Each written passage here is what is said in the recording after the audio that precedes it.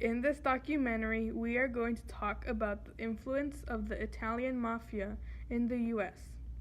We are going to interview three mobsters, but first, let's talk about the origin of the Mafia.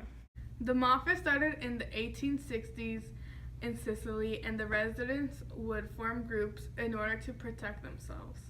And they were called families or clans. In these families, they would make their own justice systems in which they would carry out things in secret. They controlled most of the economic activities. It was hard to stop them because they would bribe and intimidate public officials, business leaders, and witnesses. The Mafia changed in the 1980s and 1990s when Italy and America started to employ tough anti-racketeering laws. Some members were caught, and they would rat out others because they were told their prison sentence would be reduced.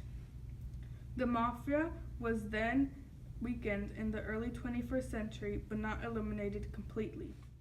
First, we are going to interview Lucky Luciano, and he was born in 1897 and died in 1962.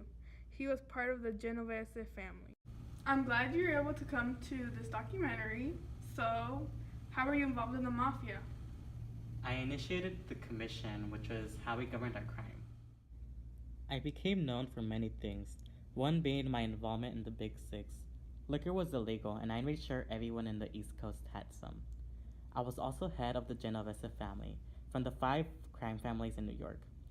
One particular day, I was attacked by a group of men and left on a beach to die. A police officer found me and took me to the hospital. That's when I got my title as Lucky Luciano. My luck started to run out when I was sent to prison for a couple of years. But I had a little boost of luck when I was able to help in the war with my contacts in Italy. This got me in parole and I was deported back to Italy. Were you born into the Mafia, or did you have to join? If you grew up with Mafia family members, then there's no doubt if you join. We did need more support, so we were accepting of new recruits. It's not like a sign-up sheet. The lackeys were already known to our family and were recruited by us. The soon-to-be soldier would be taught our rules and our business. They would then drop one blood drop on a card representing our saint, and then we would set it on fire. The soldier lastly says his oath of loyalty to our family. If you fail, you will burn just like the card with the saint.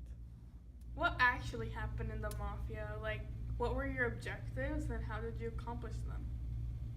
There was one simple objective, which is to be the strongest and most powerful family. In order to accomplish this, I had to supply people with what they want. For example, in the Prohibition era, there was a high demand for alcohol. So we decided to supply and be involved in the bootleg liquor business. But when Prohibition ended, we moved on to drug trafficking, money laundering, prostitution, and gambling. The next mobster is John Gambino. He was born in 1940 and died in 2017. He was part of the Gambino family. How did the Mafia influence the US then, and how does it matter to us today? Back in the day, it was mostly in New York and Chicago. The Mafia rose to power through its success in the illicit liquor trade during the Prohibition era. Afterwards, the Mafia moved into other criminal ventures, from drug trafficking to illegal gambling, while also infiltrating labor unions and legitimate businesses such as construction and New York's garment industry. The Italian-American Mafia is embedded into our popular culture today. For instance, Hollywood movies, books, reality shows, and video games. It has also affected retail stores.